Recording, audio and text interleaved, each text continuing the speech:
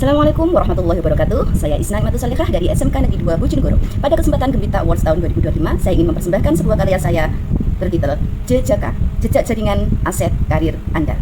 Selamat menyimak.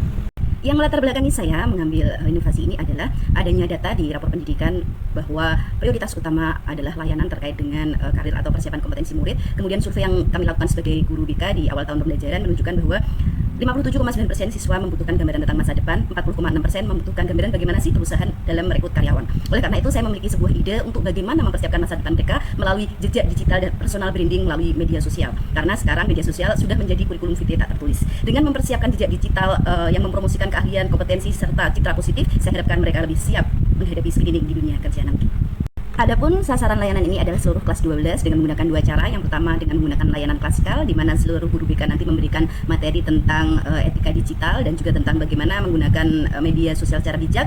Kemudian yang kedua menggunakan layanan bimbingan kelompok, di mana secara intensif saya memberikan pendampingan kepada siswa. Di sini peran saya sebagai digital identity mentor, di mana saya membantu siswa nanti untuk mengidentifikasi konten dari media sosialnya dan kemudian melakukan personal branding sesuai dengan karakter dan keahlian yang mereka inginkan. Kemudian yang kedua sebagai digital footprint audit. Artinya saya membantu murid secara personal mengaudit sendiri jejak digitalnya dan untuk kemudian membuat rekam digital yang lebih baik untuk masa depan mereka. Yang pertama saya lakukan adalah membuat flyer tentang layanan Jejaka, yaitu jejak digital aset karir andal.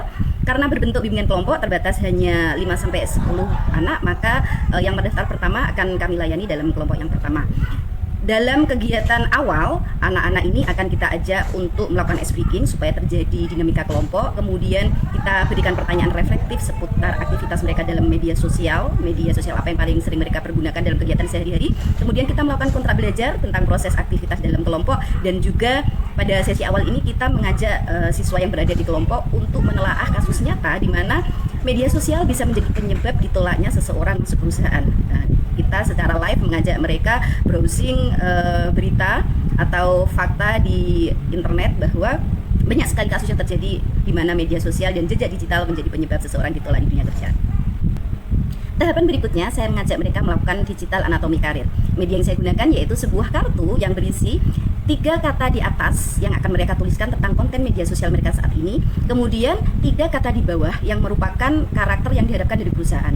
Anak-anak akan saya bantu untuk melihat apakah isi dari konten media sosial mereka sudah sesuai dengan apa yang diharapkan dari dunia kerja, atau mensupport mereka sekiranya media sosial mereka di tracking oleh pihak perusahaan yang mereka tuju. Nah, setelah itu saya akan memberikan mereka gambaran tentang seperti apa sih pentingnya personal branding bagi seseorang lewat media sosial, dan juga digital red flag.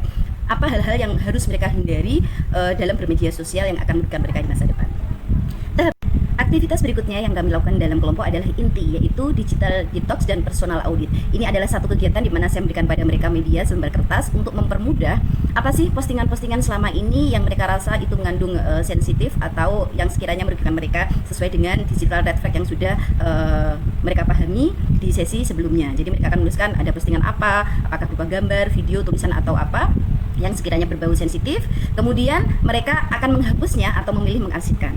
Setelah itu dilanjutkan dengan mereka memilih minimal 3 karakter yang akan mereka fokuskan sebagai personal branding mereka. Misalnya mereka hobi dalam olahraga, itu adalah satu hal yang positif, maka mereka secara intensif akan memposting terkait dengan olahraga. Atau mereka ingin citra diri mereka sebagai seorang yang ahli dalam drafter atau di jurusan DPIB mengarah ke arsitek, maka mereka setiap hari akan memposting saat mereka belajar membuat maket atau mendesain perumahan dan lain sebagainya.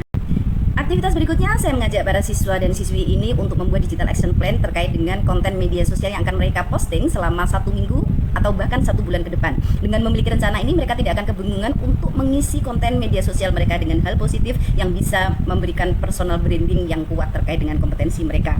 Setelah kegiatan ini berakhir, saya mengajak mereka berkomitmen untuk menjadi duta digital positif dengan menceritakan atau berbagi hasil bimbingan kelompok yang dilakukan hari ini kepada minimal 5 teman mereka, dan kami sepakat untuk membuat grup WhatsApp supaya saya bisa memonitor dan mendampingi mereka dalam mengisi konten media sosial selama 1 bulan ke depan. Hasil akhir dari program yang saya lakukan ini adalah murid memiliki kematangan digital, memiliki portofolio digital yang mensupport dia di masa depan kaitannya dengan mencari pekerjaan, dan juga lebih siap menghadapi screening oleh HRD. Program Jejaka sangat bermanfaat. Terima kasih Bu Risna. Kasih apa? Kasih B, kasih O, kasih B, wow, wow, wow.